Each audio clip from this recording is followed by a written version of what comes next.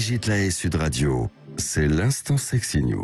Eh bien, Yvon Dallaire, nous retrouvons Julia Palombe. Bonjour Julia. Bonjour Brigitte, bonjour.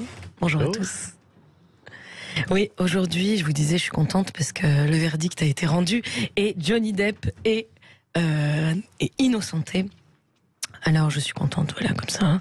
Et justement, je voulais parler de cette adaptation, s'adapter au conflit, s'adapter à ce qui peut nous arriver dans la vie. Parfois, ça peut paraître difficile, mais moi, je trouve que c'est sexy. Un peu de souplesse dans ce monde d'étriqué du bulbe et de coincé du déhanché, n'est-ce pas? Stephen Hawking, que vous connaissez certainement, célèbre physicien britannique, qui défia sa maladie et vécut plus de 50 ans, pourtant atteint d'une sclérose qui lui prédisait une espérance de vie de maximum 5 ans. Incroyable. Ce brillant philosophe de l'univers... Remarque qu'il a ajouté un zéro, c'est rien. Rien. C'est ça. 5 ou 50. Il était appelé le philosophe de l'univers. Hein. Et alors, il déclara, l'intelligence, c'est la capacité de s'adapter au changement. Est-ce que je suis d'accord avec ça? Pour moi, c'est la plus grande intelligence, cette capacité d'adaptation. Je suis bien d'accord. Alors, je dis, c'est dingue, ça paraît quand même si simple comme ça sur le papier. C'est tout. Il suffit de faire un petit pas de côté, une glissade, un saut de chat et hop, une nouvelle vision s'offre à moi. Hop, tout est possible à nouveau. Je me sens bien, légère, prête à défier ce monde, parfois quand même bruyant et chaotique, mais aussi délicieux. Il faut le dire. Alors voyons voir, imaginons, j'ai enfilé une robe légère ce matin et à midi il se met à pleuvoir. Oh non, je vais être toute mouillée encore. Bon, c'est pas très grave, je m'adapte, hop, j'enfile un impair et la vie est belle, je continue mon chemin, je suis au chaud, bon ça va, c'est facile. Un peu plus difficile. Alors imaginons, je suis au travail et mon employeur me met brutalement fin à mon contrat. C'est dur quand même. Ok, je veux bien respirer, je me dis une porte se ferme, une autre va forcément s'ouvrir. Je me souviens de la formule magique, l'adaptation. Ah, ça crée de l'espace, de nouvelles opportunités, je respire, je suis bien. Bon, disons que ça passe. Encore plus difficile. Je suis mariée depuis longtemps, j'ai des enfants et mon mari me quitte soudainement. Oh là, c'est vraiment chaud. Non, c'est vrai, je sais qu'il faut m'adapter, mais enfin quand même ça gratte. La question du est-ce que je tente de retenir l'instant se pose. On sait que c'est pas possible, mais quand même on en a envie. On sait qu'on peut pas revenir en arrière, mais enfin c'est tentant. Bien sûr, c'est impossible. Alors vient ce moment où tout s'assombrit, où tout est gâché, où tout nous semble noir, vain. Même les plus belles histoires se mettent à ressembler à des cauchemars. On connaît tous évidemment ce moment où tout s'écroule.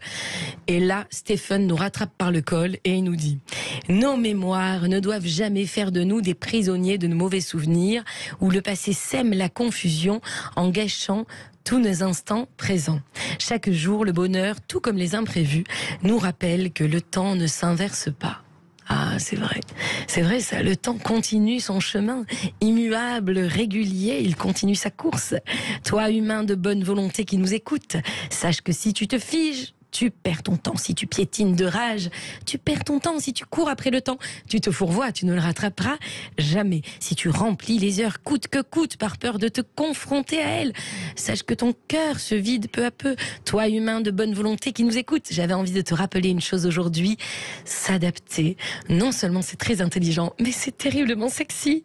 Se mettre en mouvement, c'est sexy. Savoir faire un pas de côté lorsque l'entrave devient un poids, lorsque l'entrave, devient trop lourde et que tu as l'impression que tu ne peux plus danser. Danser, c'est primordial. S'adapter pour ne pas subir, pour être inatteignable. S'adapter pour jouir du temps qui coule en toutes circonstances. La vie se danse façon tango ou cha-cha-cha. Je vous souhaite un week-end furieusement dansant.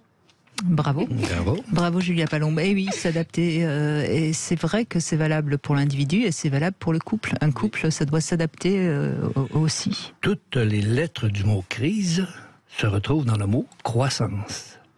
Une crise, un divorce, une perte d'emploi, c'est un moment privilégié pour se remettre en question et continuer sa vie sur de nouvelles bases. C'est une sagesse, c'est une forme de sagesse quand même. Oui. C'est avec l'expérience aussi qu'on acquiert cette, avec mes cheveux blancs. cette façon de...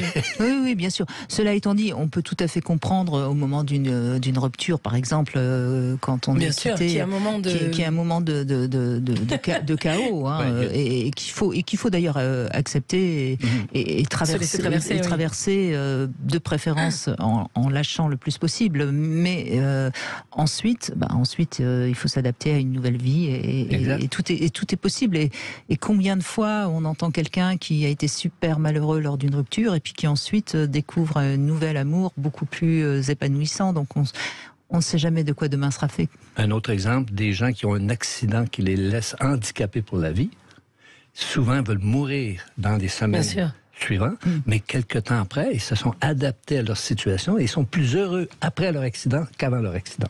Oui, c'est vrai. Et ils ont eu un accident parce qu'ils étaient malheureux.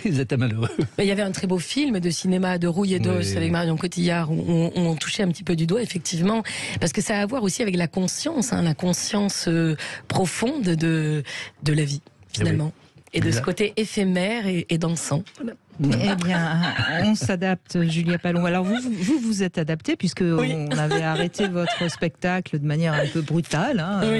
Oui. Ça m'a d'ailleurs bien ennuyée parce que du coup j'ai pas pu aller vous voir. Je vais revenir à Paris. Mais j'espère bien. En tout cas, vous êtes maintenant en tournée avec ce Postpartum Show, ce spectacle que vous aviez joué à Paris. Et donc vous êtes en tournée dans toute la France. Oui, et ça commence par les villes chaudes. Et je dois dire que j'ai été accueillie à Montpellier de manière vraiment comme une reine. C'est vrai que parfois à Paris il y a tellement de spectacles, tellement de propositions qu'on en oublie un petit peu de faire attention aux artistes, on va dire. Et là, je suis arrivée à Montpellier, c'était le paradis. Ça a été vraiment très agréable, un public super. Donc j'ai hâte. Et ça se poursuit en Corse là au mois de juin. Si vous je pense que ça va être pas mal non plus.